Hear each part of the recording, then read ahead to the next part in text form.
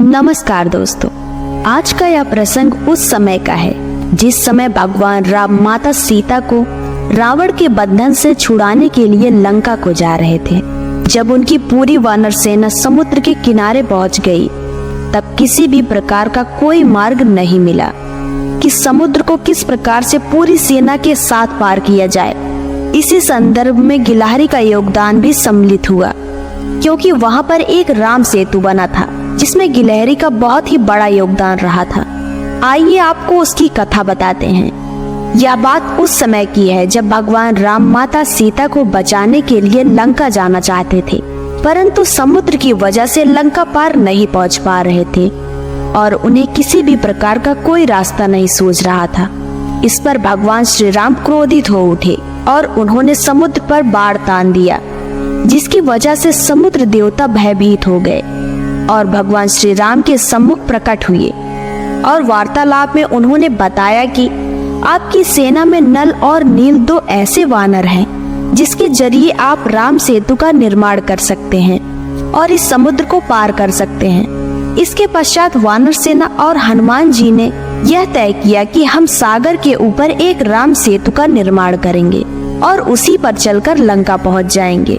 इसके पश्चात हर एक वानर ने पत्थर पर प्रभु श्री राम का नाम लिखना शुरू किया और नाम स्मरण करते हुए नल और नील ने पत्थर को सागर में डालना शुरू किया। जैसे ही प्रभु राम का नाम लिखकर पत्थर डालने लगे तो पत्थर भी पानी में तैरने लगे और कुछ ही दिनों में राम सेतु बनकर तैयार हो गया। जिस समय राम सेतु बनाने में सभी वानर व्यस्त थे, उसी समय एक छोटी सी गिलहरी ने उन सभी को पुल बनाते हुए देखा था। गिलहरी ने मन में सोचा कि प्रभु श्री राम तो साक्षात भगवान हैं। उनके लिए जब यह बंदर राम सेतु बना रहे हैं और भगवान राम की सेवा कर रहे हैं, तो मुझे भी सेवा में अपना योगदान देना चाहिए। यह सोचकर गिलहरी ने मन ही मन प्रभु श्री राम के चरणों में नमस्कार किया और दूसरी तरफ अपनी सेवा शुरू कर दी। समुद्र के पास रेत का बहुत बड़ा ढेर था। जिस प्रकार की गिलहरी की क्षमता थी, उसका वह पूरा उपयोग कर रही थी और उपयोग करके श्री राम के कार्य में लग गई। ऐसा देखकर वानर को बहुत ही ज्यादा आश्चर्य हुआ। एक वानर ने गिलहरी से कहा, अरे तुम बहुत ही छोटी हो और एक एक कण रेत लाकर समुद्र में डाल रही हो, क्या तुम्हारे ऐसा करने से पुल का निर्माण हो जाएगा? तब गिलहरी ने जवाब दिया कि भैया, मैं भले ही बड़े पत्थर नहीं उठा सकती हूँ, आप लोगों जैसी सेवा तो नहीं कर सकती हूँ, पर जितनी श्री राम ने मुझे क्षमता दी है उतनी सेवा तो कर ही सकती हूँ। भले ही यह सेवा छोटी हो, परंतु श्री राम की सेवा तो हो रही है, इसलिए आप मुझे यह सेवा करने दीजिए।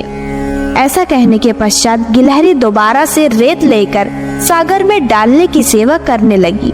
तब किसी ने बहुत ही प्रेम से उसकी तरफ देखा। जी हाँ, वह श्री राम प्रभु ही थे। जैसे ही श्री राम ने गिलहरी को देखा, उन्होंने गिलहरी को अपने हाथों में उठा लिया। इसके पश्चात श्री राम ने अपने प्रेम से अपनी दाहिनी हाथ की अंगुलियों से उसके सिर पर हाथ फेरा। गिलहरी से कहा, भले ही तुम छोटी हो, किंतु तुमने मेरी सेवा बहुत ही अच्छी की है, इसलिए मैं तुमसे बहुत ही अधिक प्रसन्न हूँ। इतना सुनते ही गिलहरी भाव विभोर हो उठी।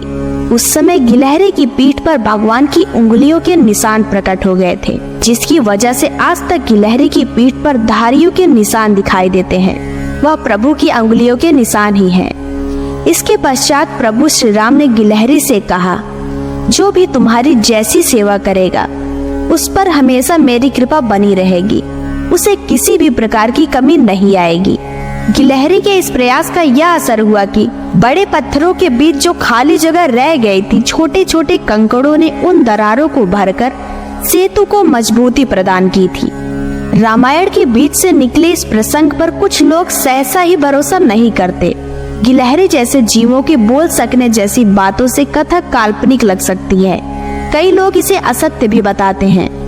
इसके बावजूद कहानी का एक मर्म है जो बिल्कुल सच है। यह मर्म है कि संकट काल में जितना भी हो सके, जैसा सामर्थ्य हो, उसके अनुसार समाज के काम आना चाहिए। जरूरी नहीं है कि सभी वीर हनुमान की तरह बली हो या अंगद की तरह सामर्थ्यवान। इसे ऐसे समझे कि हर कोई धनाढ्य नहीं हो सकता, लेकिन अपनी स्थिति के अनुसार सहयोग तो कर ही सकता है, चाहे धन से या फिर श्रम से।